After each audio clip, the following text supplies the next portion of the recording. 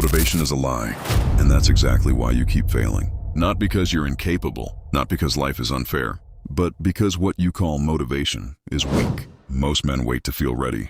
They wait for the perfect moment, the right mood, the sudden burst of energy. It never comes, and even when it does, it fades.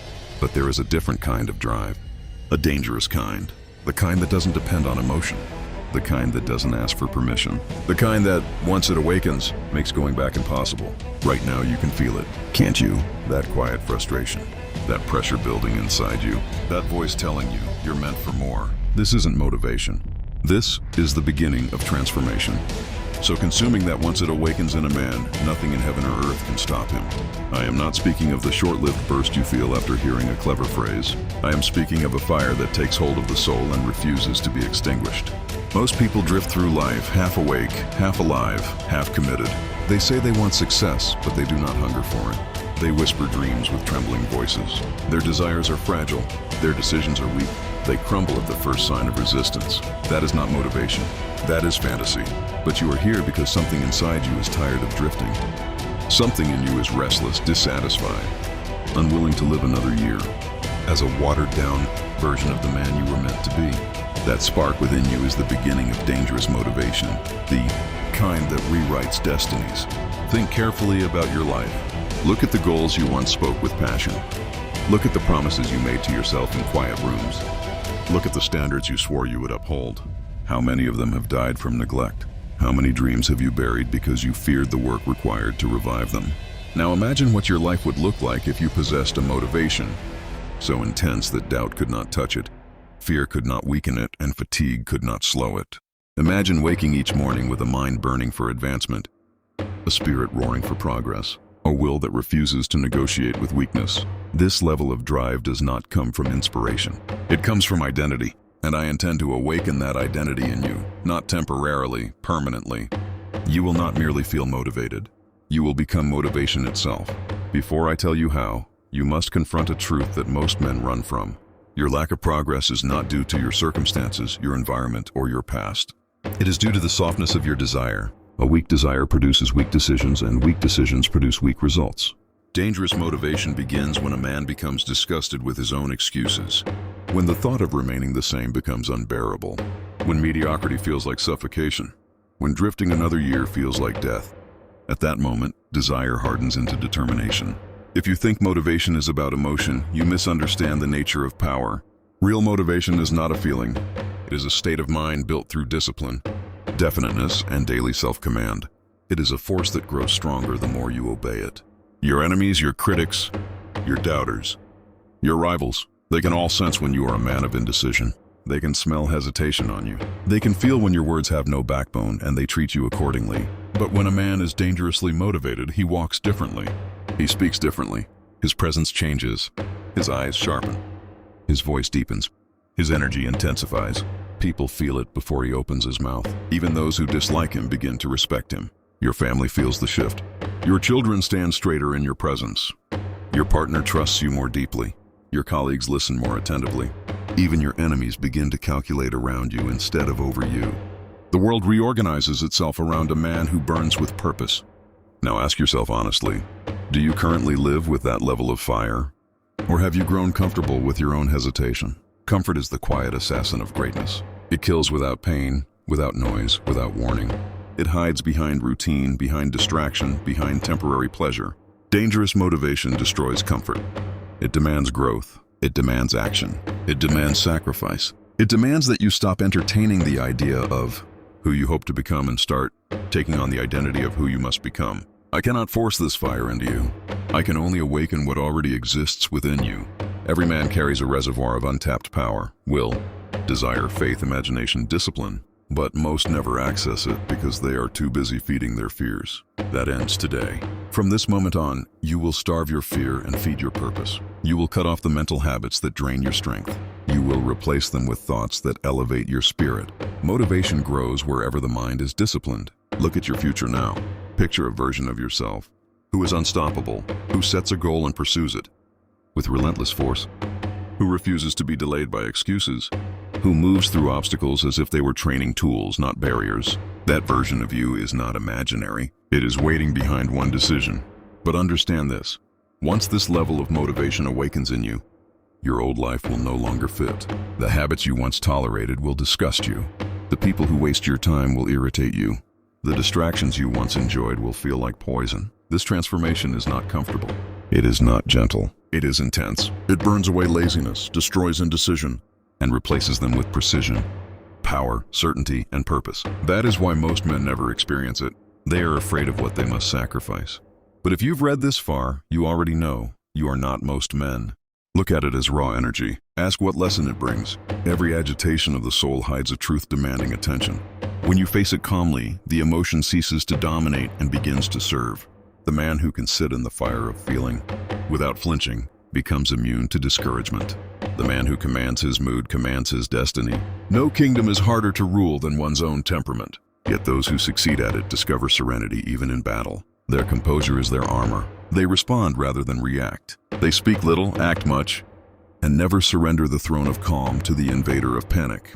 The weak think mastery of emotion means suppression. It does not. Suppression hides the fire beneath ash. Mastery keeps the flame clear and steady. Suppression leads to explosion. Mastery leads to illumination. To master emotion is to give it noble employment. To make every heartbeat a servant of vision. Consider again Henry Ford. His workers often despaired when experiments failed, yet he remained calm. His confidence was not the absence of feeling. It was control of it. He refused to let discouragement spread because he knew emotion multiplies by contagion.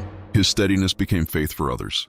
The leader's mood always becomes the atmosphere of his environment. Your family, your companions, your rivals all sense your state of mind. They read it in your eyes and hear it in your tone. When you radiate steadiness, others feel safe. When you waver, they lose trust. The mastery of emotion is therefore both a private virtue and a public asset. It commands respect silently. Every success demands emotional endurance. The long hours, the uncertainty, the sacrifice. These test not your intellect, but your heart. Dangerous motivation endures because it is founded on will, not excitement. The one who depends on enthusiasm will quit when it fades. The one who depends on principle will continue when enthusiasm is gone. Remember that emotion follows attention. Whatever you dwell upon grows in feeling. Dwell on failure and discouragement increases. Dwell on progress and confidence returns. The farmer waters what he wishes to grow. So must you water the thoughts that serve your destiny. The emotion that dominates your day is the crop you have cultivated in thought. Control of emotion begins each morning. Before the world touches you, determine your inner state. Do not wake into chaos. Begin with gratitude, purpose, and one clear vision. A mind filled with gratitude cannot host bitterness. A mind fixed on purpose cannot drift into envy. Throughout the day, guard against emotional leakage. Every complaint spoken aloud weakens resolve. Each moment of gossip leaks faith. When tempted to indulge in negativity, ask, does this feed my fire or extinguish it?